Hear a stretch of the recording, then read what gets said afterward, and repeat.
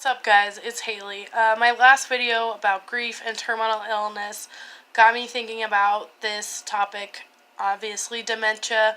And before I get into what I'm going to talk about, a disclaimer: I am not a doctor, I'm not a nurse. All of this information is based on my experience and my training as a caregiver, and I worked in assisted living facility, specifically taking care of people with dementia. So this is based on that training and my personal experience as an in-home caregiver. So what I want to first start with is telling you what dementia is not and what dementia is.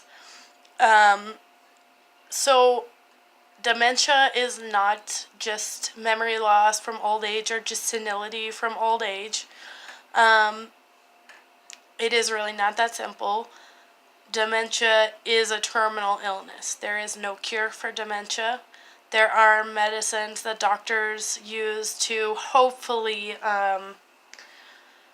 kind of slow down the process of dementia, but there is no cure. What dementia does is make plaques and tangles inside of your brain, and depending on where this happens in the brain, that basically causes, wherever it is in the brain, whatever function that brain serves is whatever function that a person with dementia loses, basically.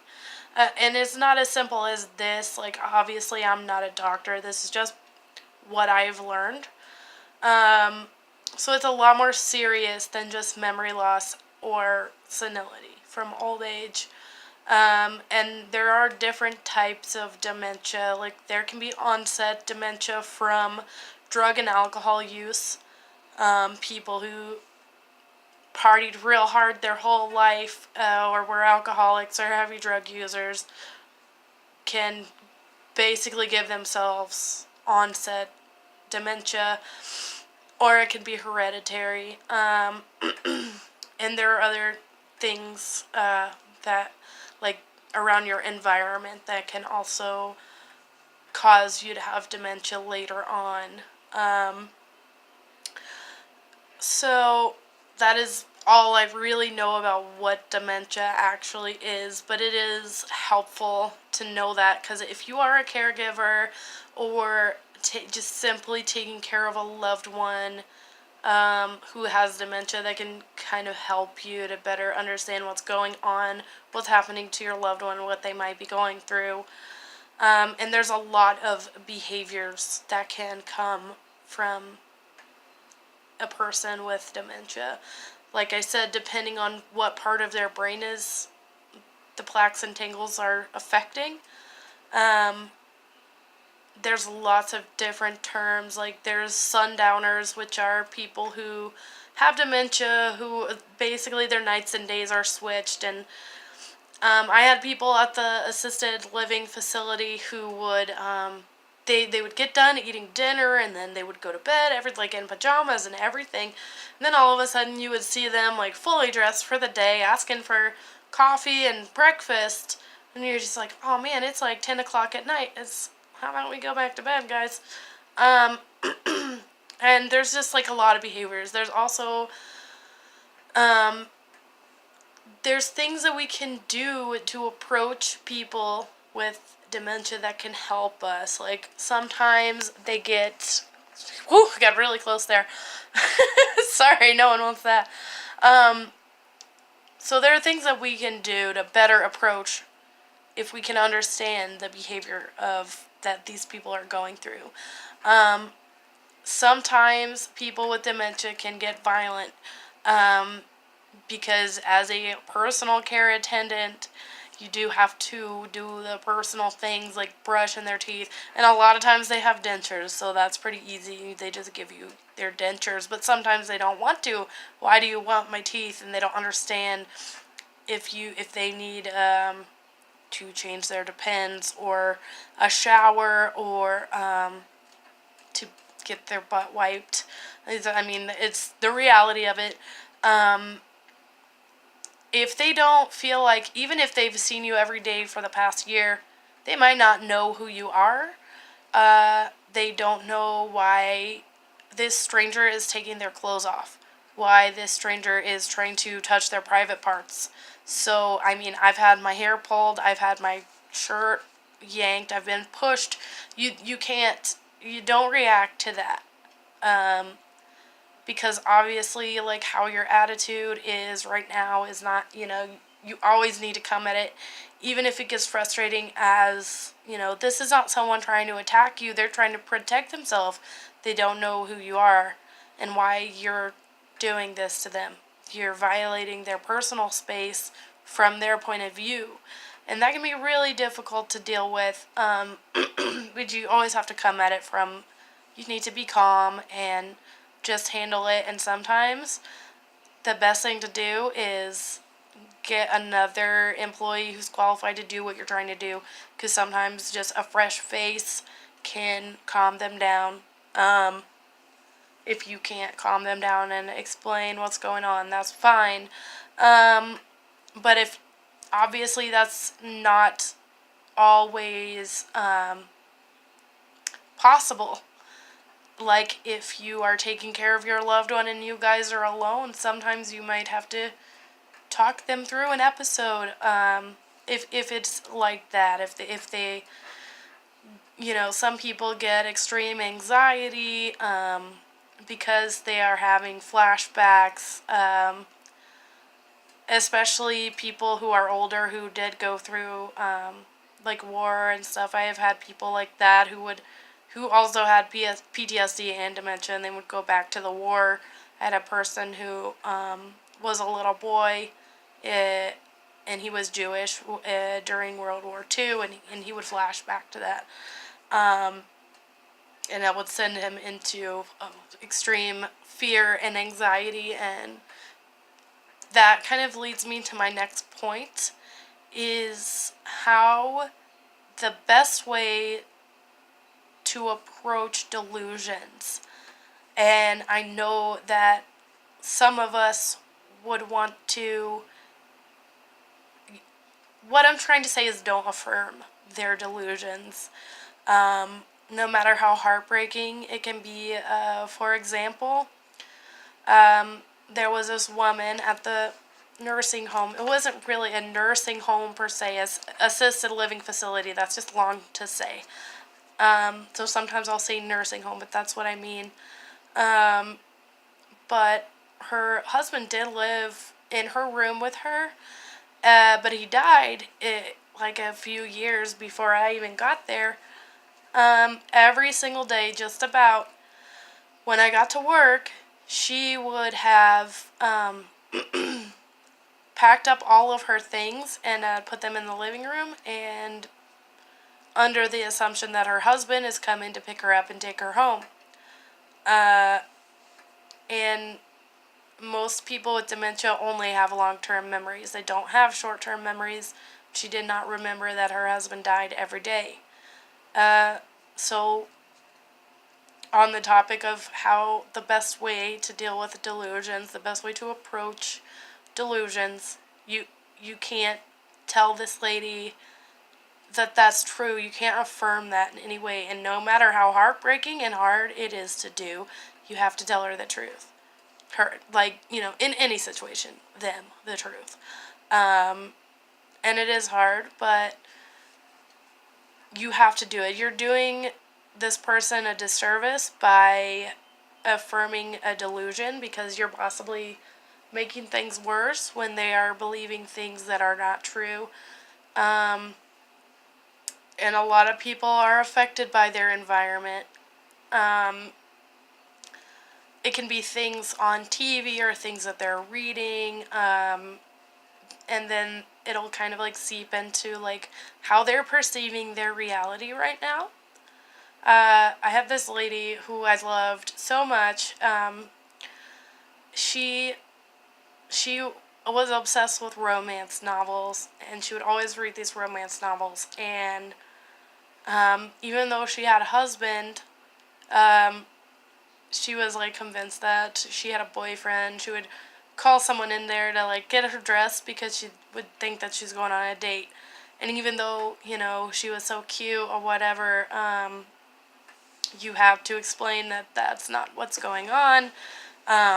You have your husband, that kind of thing happens a lot. And another thing, sorry, I got really close again. Another thing, it's not really about dementia, but if your loved one, is in a nursing home, and you have no reason to suspect any wrongdoings going on, please do not be mean to the nurses or the caregivers, because they are here doing the dirty work that you are not doing, and we care about them. Maybe not in the same way that you do, but we see them every day, and we do very personal things for them that you don't do. And we care about them a lot as well, and we're here so that they live a dignified life and make sure that they're clean and hygienic, and, that's very important to most caregivers. Now, I will say there are caregivers who I have been very fucking pissed with, who have neglected people, and I've definitely tried to get them fired, because I don't fucking stand for that. Always report that shit. That there are people who have dementia who can't talk, and it's so, I've firsthand seen a very old woman with dementia who could not talk, not being fed, not having her depends changed, not being clean at all, and I will get you fucking fired if you ever, just as a caregiver, or, but unless you suspect anything like that going on, please be nice to the caregivers and the nurses, because we have a lot to deal with. You don't have a break. If you're doing your job right, you don't have a break. You can barely take a lunch. Work at the nursing home I worked at, there were 33 people with dementia and Alzheimer's that we were taking care of, 2 people taking care of, and sometimes 1, and it's very hard, because most of them can't walk, and you have to make sure everyone gets to dinner and eats, and everyone's clean, everyone has clean depends, if they were depends, and however many people need a shower that night, everyone's teeth brushed, it's a lot, and we're very stressed out, and so please be nice. There's surprisingly a lot of families who come and treat the caregiver like shit. It's just a reality, and that sucks. And also, a big thing that can make your caregiver's life or nurse's life easier is to follow the rules of the doctor. They know if you're there to visit your loved one, and there's rules that person has to follow on a day-to-day basis, don't break those rules just because you're a family. As much as you love them and want to treat them, the rules are there in place for a reason. And I'm going to give you a big reason why this is so important. I talked about sundowners earlier, and this is a real example. I had a lady resident who was not allowed to have sweets because she had dementia. She also had anxiety and ADD, which I think kind of caused her sundowners. It was very hard to get her to go to bed, and she was obsessed with eating sweets, but she wasn't allowed to have them, which would make her not eat her dinner. She would demand sweets. You just can't give into it. Those rules are there for a reason. You have to eat real food. And her family would come over, and thinking they would be treating. They did both things. They were mean to us, and thinking they're treating her. And I understand, you love your mom or your grandma, and they would bring her sweets. They would bring her candy bars, Mountain Dew, fill her up with sugar, and then leave. And once they left, she would have a horrible night. It would send her into, panic attacks and a Sundowners episode, not, a lot of hyperactivity and just more aggressive behavior. The rules are there in place for a reason. And it really makes your nurses' lives hard if you don't follow those rules, because things like that can happen and happen all the time. And kind of one of the last things I want to say is I worked at a facility where it was no restraints rule. So that means no matter what a person is doing, or even if you think you should restrain a person, you're legally not allowed to. And that also includes not able to, give people hugs or hold their hands and stuff. And there is a lot of them who haven't seen their family in years because people just don't visit them anymore because they think it's too sad or whatever, which really sucks, by the way. Please don't be like that. They would love to see you because they don't really know who we are, even though they see us every day. Excuse me. So when you do visit them, they want to be cuddled, unless they obviously don't, Most of the time the nurses and stuff are legally not allowed to do it. Like, there was a rule about they can hold your hand, but you can't hold their hand. I had this very sweet lady who just, was always affectionate. She wanted someone to hold her hand or kind of put their arm around her, and stuff like that, because they're very lonely. And, I just got flashbacks of some really weird behaviors. I'm not going to get into that. This video is very long. So if you do visit your loved one, don't be distant. I know it's hard and I know it's sad, but, human touch is also important for a happy life and a healthy life. Yeah, I'm sick, you guys. I'm getting over sickness. I can't talk because my sinus is clogged up. So there's a lot of them who will try to hold your hand and hug you and stuff, and it sucks, but you're not allowed to do that back. So if your family and you're visiting your family in the nursing home, they probably want you to do that. So you should, Anyway, this video is very long, so I'm sorry about that, but I think that people can benefit from knowing more about dementia and how to approach dementia. And there's a lot more to it, because there's so many different parts of our brain. There's so many different ways that people can be affected. But I'll talk to you guys later. Thank you so much for watching this long-ass video if you're still here. I will talk to you guys soon. Bye.